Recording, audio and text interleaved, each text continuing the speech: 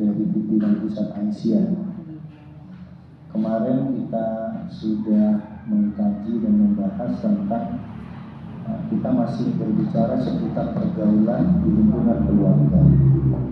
Kemarin kita sudah banyak ungkap tentang bagaimana pola hubungan suami dan istri.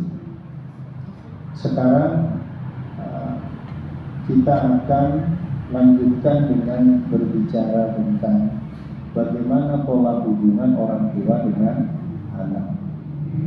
Dalam pola hubungan keluarga ini, bahasan adab di dalam Muhammadiyah dan Aisyah itu dibagi menjadi 3. Pertama, hubungan suami istri, hubungan orang tua dengan anak, kemudian hubungan dengan karib kerabat, anggota keluarga. Maksudnya yang secara nasab, pertalian darah, bagaimana kita melakukan. Sesudah itu baru kita beranjak pada hubungan di masyarakat dengan tetangga, kemudian dengan teman, bahkan ada bagaimana kita berhubungan dengan mereka yang statusnya non-muslim. Ini semua sebenarnya diatur oleh agama kita. Dan pimpinan pusat Aisyah itu sudah memberikan semacam pedoman bagi kita. Tinggal kita ini sebagai warga Muhammadiyah ini mau nggak melaksanakan. Ketika kita menjadikan produk regulasi pimpinan kita itu adalah bagian juga adab kita berorganisasi. Karena di antara adab organisasi, selain kata Al-Quran itu ati Allah wa ati Rasul wa ulil amri minkum. Jadi ketaatan kita itu selain kepada Allah dan Rasul, maka ketaatan kita itu kepada mereka yang menjadi pemimpin kita. Makanya Muhammadiyah maupun Aisyah berketetapan bahwa ketika kita ingin berdakwah dan melakukan perbaikan di masyarakat, kita menggunakan metodologi bersyarikat. Karena apa? Karena disadari masalah di kehidupan ini kompleks.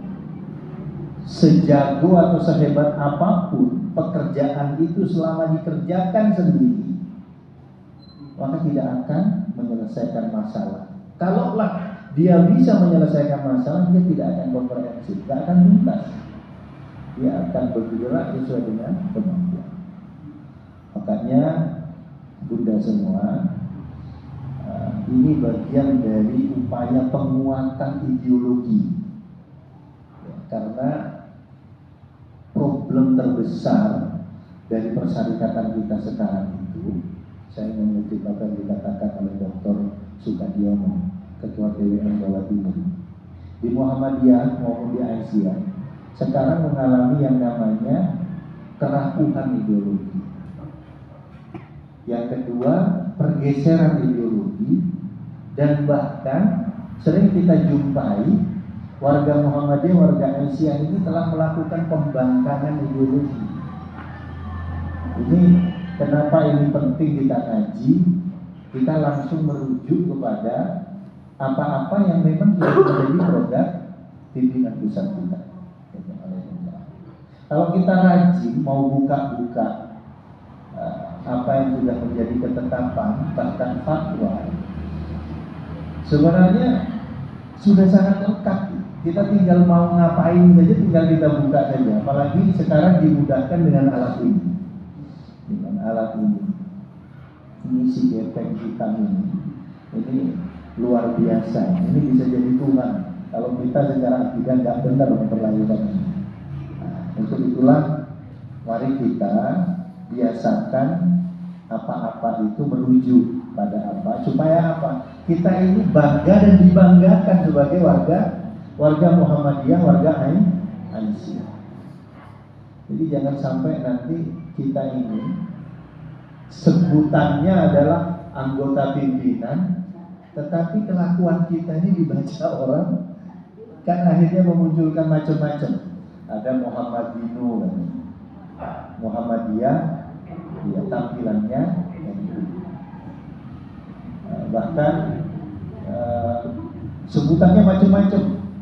Ada Marmut itu Markainis Muhammadiyah. Ngaku orang Muhammadiyah tetapi cara berpikirnya itu Markain, dekat-dekat ke kiri, kayak ya 11-12 ya, dengan inilah dekat-dekat dengan sosialis. Banyak hal yang mesti kita pastikan bahwa kita ini sebagai warga Muhammadiyah harus bangga kalau kita ini kemudian tidak saja tampilan fisik atau casingnya Aisyah atau Muhammadiyah, tetapi juga hati kita itu juga bermuhammadiyah. Dan kalau kita tidak rawat Muhammadiyah Aisyah kita ini, lalu sekarang siapa yang mau ngejelas? Jadi sudah semua apa yang diajarkan oleh Allah dan Rasulnya kepada kita, kemudian kodifisasikan oleh Majelis Tarjih, kemudian ditetapkan oleh pimpinan pusat baik Muhammadiyah maupun Aisyah. Mari kita lihat bahwa orang-orang Muhammadiyah dan Aisyah itu melihat pola hubungan orang tua dan anak itu dalam tiga pola hubungan. Yang pertama, orang tua dan anak itu adalah hubungannya sifatnya tanggung jawab. Rujukannya adalah Rasulullah mengatakan kullukum ra'in wa kullukum mas'ulun an ra'iyatihi. Nah, biasanya ustaz-ustaz kita segitu saja memotong hadis ini. Padahal hadis ini panjang. Hadis ini kemudian dilanjutkan dengan wal imamu ra'i wa mas'ulun an ra'iyatihi. Wal rajul ra'i fi ahlihi wa mas'ulun an ra'iyatihi. Wal mar'ah, ini yang kena dengan bunda semua ini yang dipakai adalah wal mar'ah ra'iyah fi baiti zawjiha wa mas'ulun an ra'iyatiha.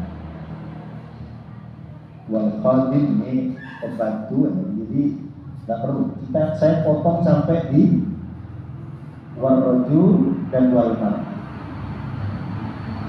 Jadi kata Rasulullah, para suami itu adalah pemimpin di keluarganya. Karena ini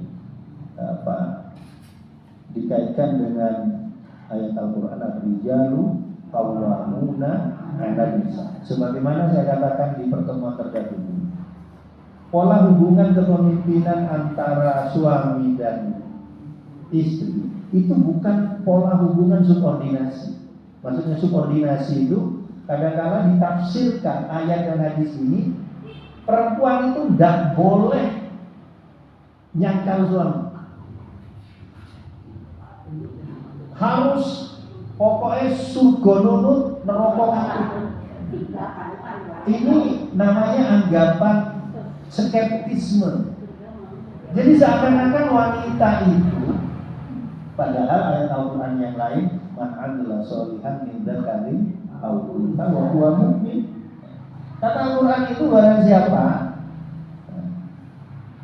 yang beramal soleh, baik laki-laki maupun perempuan, dan dia beriman, maka akan balas setiap itu. Jadi nggak ada istilahnya yang diartikan ar-rijalu qawwamuna itu seperti seorang bos kepada karyawannya, seperti seorang kepala pada anak buahnya atau bawahannya.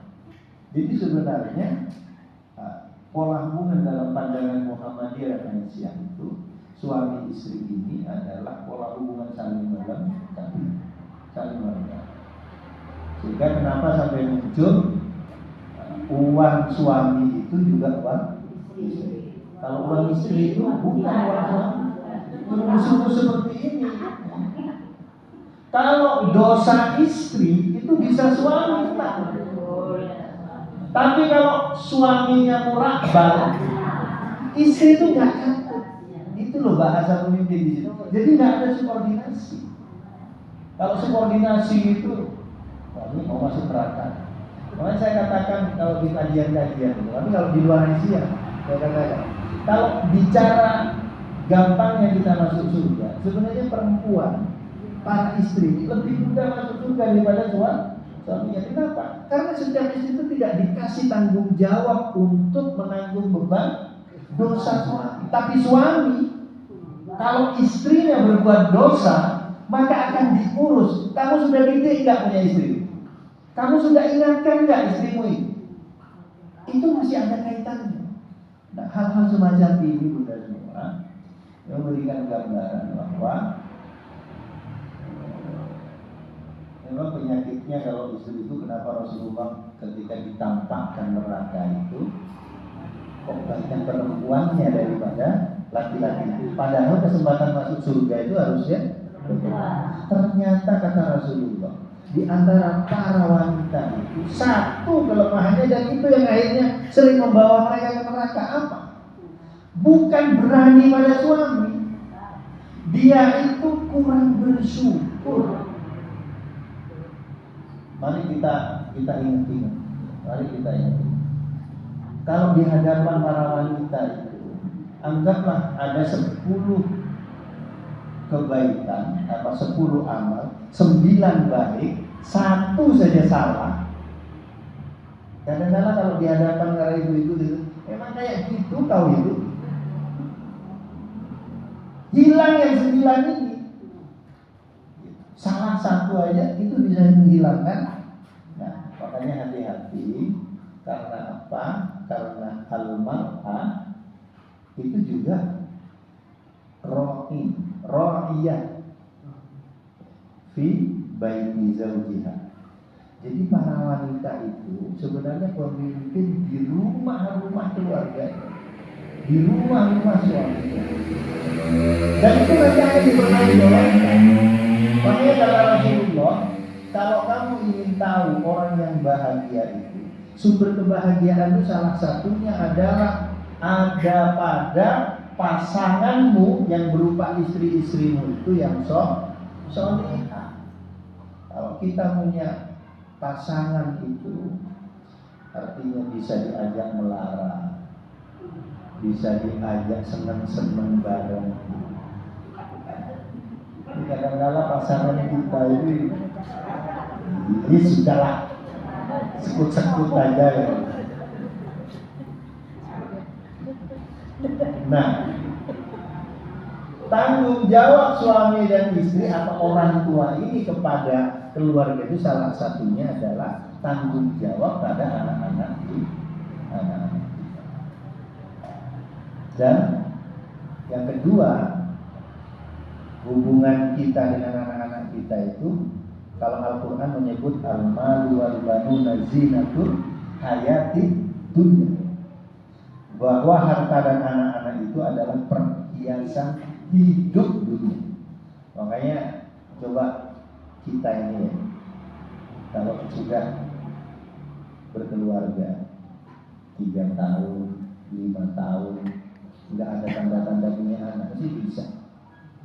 Walaupun mungkin capaian dunia kita ini karir bagus, ya, kita sudah bisa beli rumah sendiri, punya mobil tunggangan bagus, tapi belum hadir anak, mesti ada rasa kurang.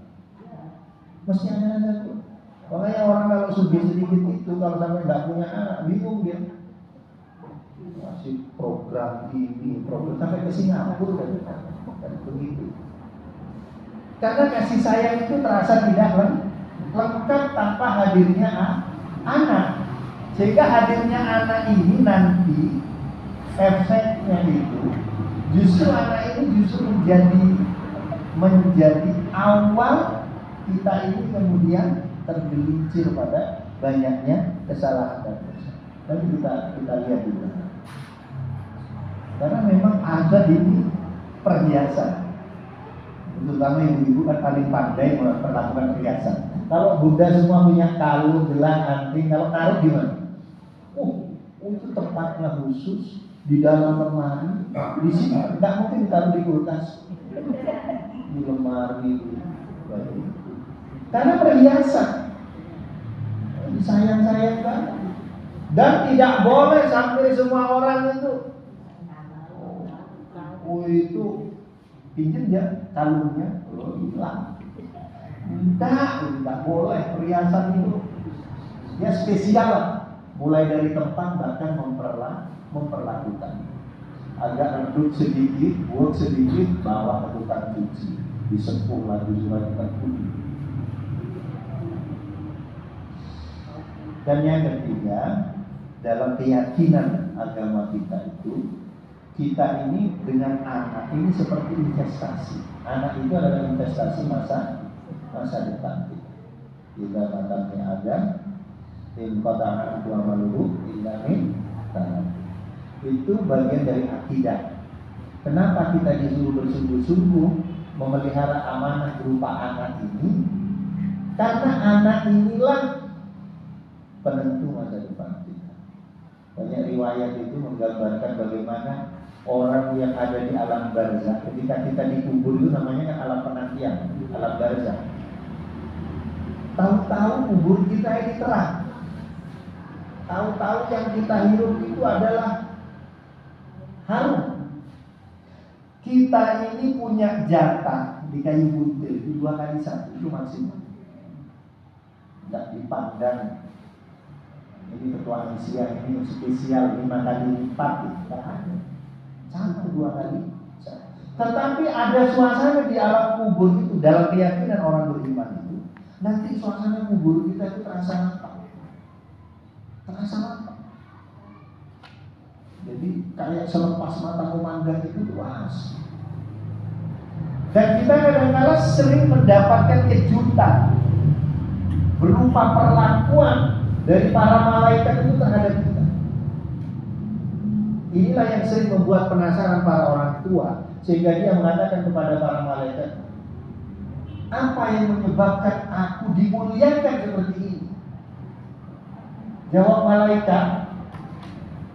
Jadi kita ini perlu mengimani ucapan Rasulullah. Karena apa? Karena Rasulullah itu disebutnya Nabi. Kenapa disebut Nabi? Nabi itu asal katanya naba. Naba itu berita besar. Berita-berita yang itu kita tidak bisa percayai kecuali dari lisan orang yang kita yakini sebagai Nabi dan Rasul. Terutama berkaitan dengan alam gaib. Dunia sesudah kehidupan sesudah dunia kita. Jadi ini penting untuk kita ketahui bagaimana sebenarnya akidah atau keyakinan kita mengkoneksikan antara orang tua dan anak. Dari ketiga pola hubungan ini, Bunda semua, maka kita akan mengenal tipe-tipe anak. Mari kita kenali tipe-tipe anak kita. Anak itu sebagaimana tadi dikatakan, dia bisa menjadi sebagai hiasan, zinatul hayati dunia. Jadi tipe anak yang perhiasan hidup ini, inilah yang sering kita tumpahkan rasa kasih sayang itu, sehingga kasih sayang itu membutakan kita. Dan ini sangat terasa sekarang. Kita yang biasa ngajar murid di sekolah itu betapa merasakan pola hubungan ini itu sudah memang mengalami pergeseran. Anak-anak kita itu bahkan gurunya pun nggak boleh nyalahkan anaknya. Kenapa? Ini besarnya kasih sayang orang tua, walaupun dalam catatan kita bisa jadi harus dikoreksi. Padahal kalau ditanya jujur, Kita nitipkan anak ke sekolah itu kan memasrahkan supaya anak kita ini dididik. Ini orang yang kita pasrahkan untuk mendidik anak kita, ketika melakukan proses itu, justru kita nggak terima. Ini kan nggak fair, kan? Ya, kalau memang nggak percaya kan dididik sendiri aja dulu, biar apa? Bayangkan itu ada guru yang hanya negur anak itu jangan merokok, ketawa, diketakkan sama bapaknya, coba. Sampai guru-guru di sekolah itu takut ngajar. Karena mungkin yang kabel itu yang preman, ya, sampai sini diketahui lah, dan itu kena matanya dan rusak mata gurunya. Ini pola hubungan, dan kita ditanya mesti anak aku ini aku yang kasih makan. Wih, itu kalau ngomong biasanya ayo nggak boleh disebut. Aku sudah lahir banget. Itu harus dipahami. Tipologi begini ini kita menjadikan anak itu mau jadi anak apa? Artinya orang tua itu nanti bisa kelihatan. Jadi orang tua itu ada yang berpikir anaknya itu menjadi anak dunia. Pokoknya urusan dari tali sepatu sampai apa yang harus dipakai di kepala urus pendidikannya ini. Tanpa ada kala diperhatikan anak kita ini menjadi anak akhirat atau enggak. Lalu yang kedua, ada anak yang tipologinya itu dari kasih sayang ini, ada yang namanya anak akhirat. Yang sering saya katakan beberapa waktu yang lalu, kalau kita punya anak belum balik kemudian meninggal, jangan terlalu ditangisi, karena itu adalah anak akhirat. Anak kita sudah pasti masuk surga. Justru kita ini berpikir kita ini bisa nggak nyusul anak itu. Kita ini kan kadang-kadang salah tempat. Belum lama aku memeluk dia, belum habis air susu aku yang berani. Ini baik kan? Kalau kita beriman, yakin anak kita itu masuk surga sebelum balik. Tapi kita ini kan kadang-kadang di situ justru ketika anak itu meninggal di usia apalagi lucu-lucunya gitu, oh itu benar-benar kehilangan. Padahal kalau kita ini beriman pasti masuk surga, dan dia yang akan menyambut kita di pintu surga. Karena tinggal kita jadi orang tua ini mempersiapkan diri supaya masuk surga. Jadi jangan sampai salah menempatkan kasih sayang ini tadi, karena perhiasan. Jika kita ini adalah salah menetapkan. Dan kata Al-Quran, wa'lamu annama amwalukum wa auladukum fitnah. Anak itu ujian. Dan ketahuilah bahwa hartamu, anak-anakmu itu fitnah, ujian. Kita ini kadang-kala diuji oleh anak-anak kita. Kita ini isi pengajian begini, anak kita ketahuan begini. Itu kalau nggak disabar luar biasa. Kita ini guru, anak kita ini ketahuan nggak pernah masuk sekolah. Anak kita guru, luar biasa ujian. Dan bagi kita harus dikembalikan bahwa anak itu ya, kalau orang Jawa bilang macam budol. Budol itu artinya kadang-kadang anak itu memang menjadi barisan dengan kita. Kita berusaha membuat catatan soleh di masyarakat, di mata keluarga, tetapi justru catatan salah itu justru dimulai dari anak-anak. Dan ini tidak hanya terjadi pada kita yang keluarga para nabi juga diuji oleh begitu. Bagaimana dengan Nabiullah Nuh alaihissalam? Nabiullah Nuh itu justru anak dan istrinya yang menentang dakwah. Makanya ya berhati-hati. Kalau sudah begini, bisa juga tidak punya anak. Allah, ini kan putusan. Ada anak ini malah ruwet gitu. Sudahlah, kalau nggak punya anak itu nggak ada yang disembunyi, nggak ada yang disembunyi. Kalau anak kita jauh sedikit saja udah, baru seminggu ditinggal bebe, jadi udah dijenguk. Wah ini harus perlu kesabaran. Nah, yang ketiga, Bunda semua, bahkan anak kita ini bukan saja sebagai jadi musuh kita. Kata Al-Quran, ya ayyuhalladzina amanu inna min azwajikum wa auladikum aduwwan lakum fahdharuhum. Itu surat Al-Ghabun. Wahai orang-orang yang beriman, sesungguhnya di antara istri-istrimu, pasanganmu, ini kalau ngaji Aisyah berarti suami-suamimu, anak-anakmu, itu posisinya ada yang menjadi musuh yang nyata. Fahdharuhum, maka berhati-hatilah. Artinya kita mengelola rumah tangga ini, apakah pola hubungan yang kemarin dengan istri atau dengan suami kita, termasuk dengan anak-anak kita. Karena apa? Karena ini bisa menjadi batu sandungan kita untuk sampai pada faqad faza, pada pencapaian yang sesungguhnya. Pencapaian yang sesungguhnya, kalau ditanya kita sebenarnya Bunda semua ini mau apa sih tujuan ini? Kita ini aktif di Aisyah, kita ini kadang mengorbankan ini itu untuk kebaikan bersama. Kan tujuannya supaya kita sampai pada jannah. Faman zuhziha 'anil nari wa udkhilal jannah faqad faza. Kalau kita ini dihindarkan dari siksa neraka, dimasukkan, ya itulah capaian yang sesungguhnya. Kita ini kalau ditanya hanya itu saja. Ngapain capek-capek kan kita rebut dan di rumah sudah biar nggak capek. Tapi kita ini untuk sampai ke surga itu nggak cukup dengan kesalahan pribadi. Saya baru baca kisah ini yang menuliskan ini Imam Al-Ghazali. Dia menuliskan ini. Ada orang yang ahli tahajud, ahli siang, puasa Senin Kamis, puasa sunnah, duha dan pernah putus. Kemudian dia itu pada saat sholat malam, ketika mengambil air wudhu, ada makhluk duduk di bibir sumurnya.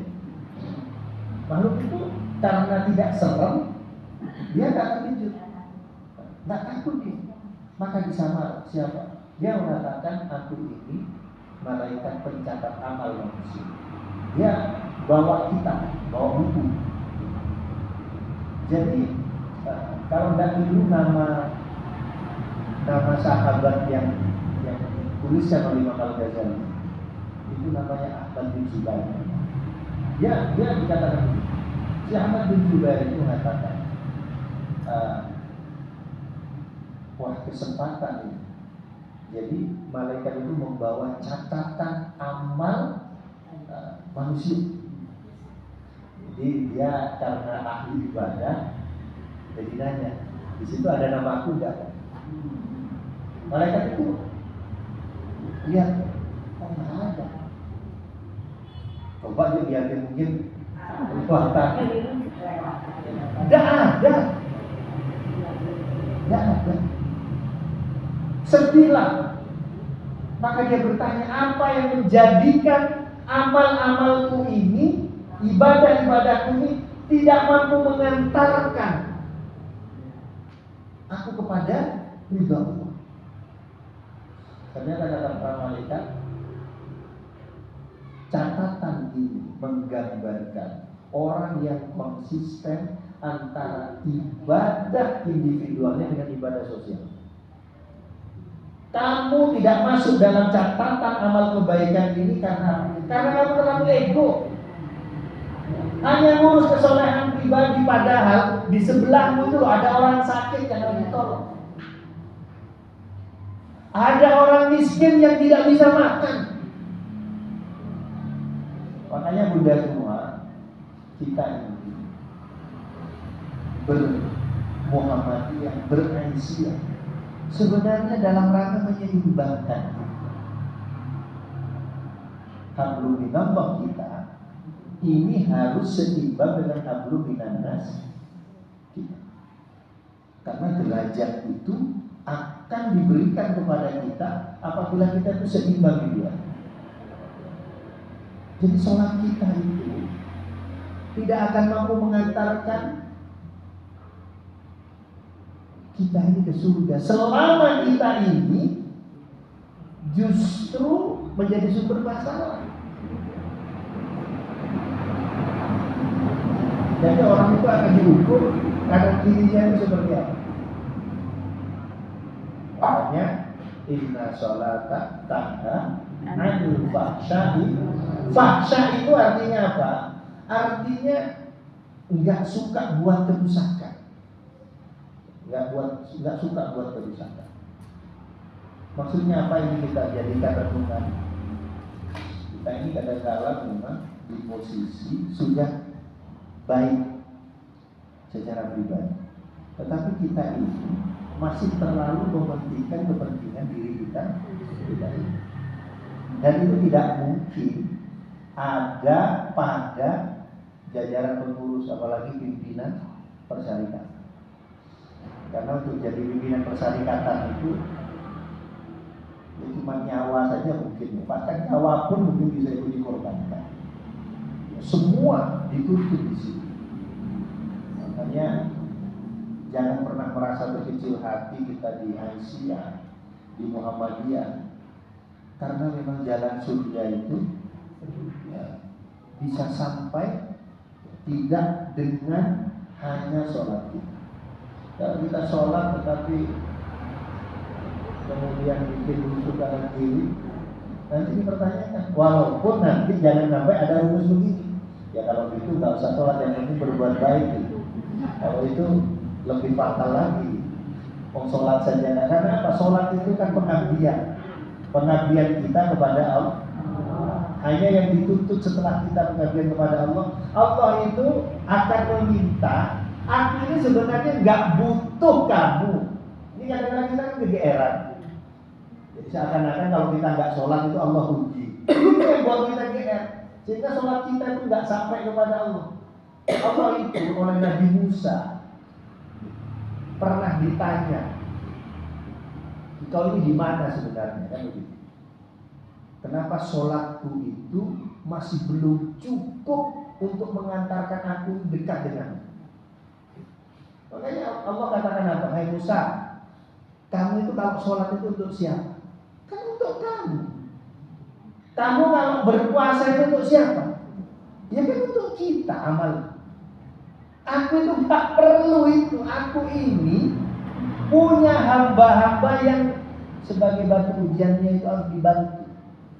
Makanya dia dikatakan kalau kau ingin tahu di mana aku, carilah aku di tengah-tengah orang yang menderita. Itu jawaban sufi, jawaban Allah kepada kita. Jadi kita ini kalau ingin dekat dengan Allah, maka dekatlah dengan hamba-hamba Allah yang memerlukan bantuan. Kalau Allah itu tidak perlu, dikira Allah itu senang. Kalau kita sholat, karena kita membesarkan Allah. Kita nggak sholat, Allah tetap besar. Kita nggak bayar zakat, Allah itu tetap maha kaya. Lalu apa yang mau diibadahkan dengan ibadah-ibadah makhluk? Makanya kita jangan kegeeran bahwa soal aku yang sudah rajin di sholat kita. Kemudian dari sholat kita itu tebarkan kebaikan kita sesuai dengan ajaran sholat kita. Assalamualaikum warahmatullahi wabarakatuh. Ke kanan, ke kiri. Jadi ketika kita memulai dengan membesarkan Allah, tutup dengan apa? Pengabdian kita kepada Allah itu dengan memberikan salam dan barokah kanan kiri. Itu maknanya.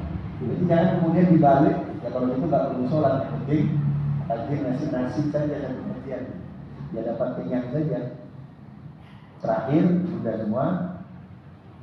Tentu saja tipe anak yang ideal yang menjadi idaman kita itu sesuai dengan doa kita. Rabbana hab lana min azwajina wa dzurriyyatina qurrata a'yun. Jadi kita berdoa kepada Allah, ya Allah, anugerahkanlah kepada kami pasangan-pasangan. Jadi kalau kita punya suami, wa azwajina itu juga dzurriyyah, keluarga atau keturunan yang menjadi permata. ayun kita, penglihatan. Artinya kita itu kalau punya suami soleh itu kan senang gitu. Tapi sebaliknya kalau suami kita yang bertingkah kan senang kita lihat. Jadi bukan kurang ayun lagi.